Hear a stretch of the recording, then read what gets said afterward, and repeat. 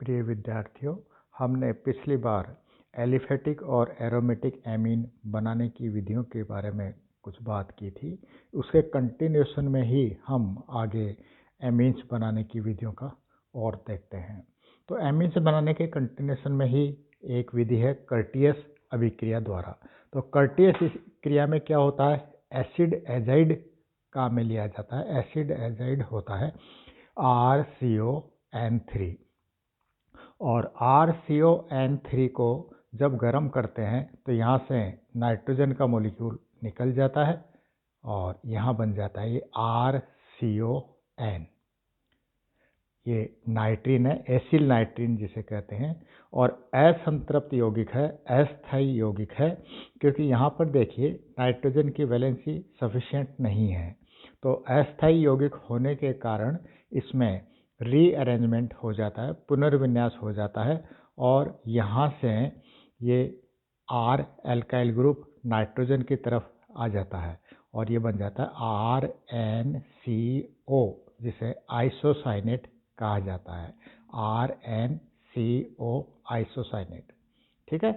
अब आइसोसाइनेट को जब हाइड्रोलाइज किया जाए, जलावघटन किया जाए, तो ये एमीन में परिवर्तित हो जाता है। तो इस प्रकार से एमीन का निर्माण किया जाता है।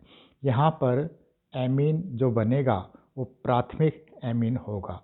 अब यदि इस एल्काइल ग्रुप को हम कुछ भी ले लें, मैथिल, एथिल, कुछ भी ले लें, तो जैसे यहाँ पर हमने मिथाइल ले लिया तो एसिल नाइट्रीन एसिड एजाइड हो गए।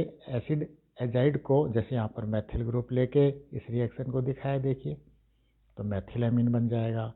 अब कई बार एग्जाम में ये पूछ लिया जाता है, रिएक्शन तो कर्टियस रिएक्शन ही होता है पर उसको पीछे से ले लिया जाता है। तो पीछे से शुरू करने के लिए जैसे देखिए क्या इस एसिड एजाइड का निर्माण हमें करना पड़ेगा।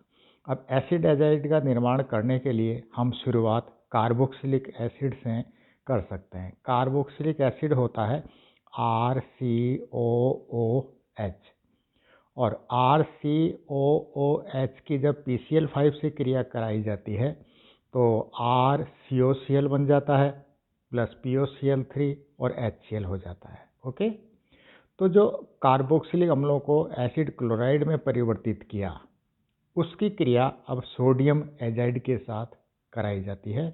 सोडियम एजाइड से क्रिया कराने पर यहाँ से सोडियम क्लोराइड का मॉलिक्यूल बन जाएगा और ये देखिए एसिल नाइट्रीन बन गया। तो इस तरह से ये पूछ लिया जाता है कि जैसे R को सपोज मैं मान लेता हूँ मैथिल, तो क्या बन गए, एसिटाइल क्लोराइड। तो ये पूछ लिया जाता है कि आप एसिटाइल क्लोराइड से मिथाइल एमीन का निर्माण किस प्रकार करेंगे। तो यहाँ पर हमने R को CH3 ले लिया, तो यहाँ R को CH3 लेने से यहाँ देखिए यही रिएक्शन चलेगा, ये आ जाएगा RNH2 की जगह बन जाएगा CH3NH2। तो इस प्रकार से इसी तरह से बनाने की विधियों के कंटिन्यूशन में ही देखिए यहाँ पर स्मिट रिएक्शन है। स्मिट रिएक्शन में क्या होता है, कोई भी कार्बोक्सिलिक एसिड लिया जाता है और कार्बोक्सिलिक एसिड की क्रिया कराई जाती है हाइड्रोजोइक एसिड के साथ, और ये क्रिया किसी इनऑर्गेनिक एसिड जैसे सल्फ्यूरिक एसिड है उसकी उपस्थिति में कराएगी। तो यहाँ से ये बन जाता है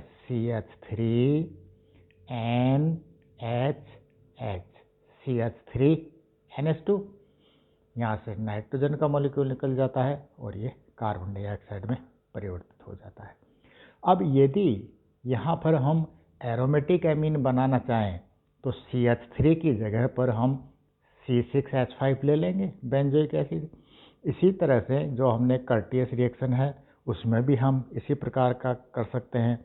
यहाँ पर R को C6H5 ले लेंगे, C6H5 लेने से यहाँ पर ये C6H5NH2 बन जाएगा।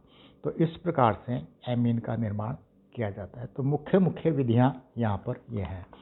अब आगे इसी में हम लेते हैं एमीन्स की क्रियाएं। तो देखिए एमीन्स में नाइट्रोजन पर लोन पेयर है और नाइट्रोजन पर लोन पेयर होने के कारण से ये लोन पेयर देने की इच्छा रखता है, और लोन पेयर देने की इच्छा रखेगा तो ऐसी स्थिति में इस पर किसी भी अकार्बनिक अम्ल का निर्माण आसानी से कराया जा सकता है। तो इसका मतलब ये हुआ, ये क्षारीय प्रकृति का यौगिक कहलाएगा। अर्थात ये हुआ मतलब कि एमीन्स क्षारीय प्रकृति के यौगिक होते हैं। तो इसको दर्शाने के लिए जैसे देखिए HCl से क्रिया कराई गई, HCl से क्रिया कराने पर ये लवण बन गया। इसी तरह से देखिए प्लेटिनिक एसिड के साथ क्रिया कराई गई, तो प्लेटिनिक एसिड के साथ क्रिया कराने पर यहाँ पर भी हम नोट कर रहे हैं कि लवण का निर्माण हो जाता है। इसी प्रकार से देखिए कितनी भी रिएक्शन हम ले सकते हैं। देखिए एसिटिक एसिड से क्रिया कराई गई तो NH3 पॉजिटिव, और H2SO4 से क्रिया कराई गई, ये देखिए। अब यहाँ पर होल ट्वाइस क्यों आया है ये? क्योंकि सल्फेट की वैलेंसी 2 होती है और इसका कारण से ट्वाइस हुआ है ये। इसी तरह से देखिए, इसी तरह से एक चीज़ ये इम्पोर्टेंट रिएक्शन है, क्षारीय गुण हमने यहाँ पर दर्शाया। अब इसी का अम्लीय गुण देखिए। प्रबल क्षारीय माध्यम में जब प्राइमरी और सेकेंडरी एमीन को गुण को देखें तो ये अम्लीय गुण को दर्शाता है। जैसे देखिए नाइट्रोजन सोडियम, और सोडियम कोई भी एमीन ले लीजिए, जब उस एमीन की क्रिया सोडियम से कराएंगे तो देखिए लवण का निर्माण हो गया।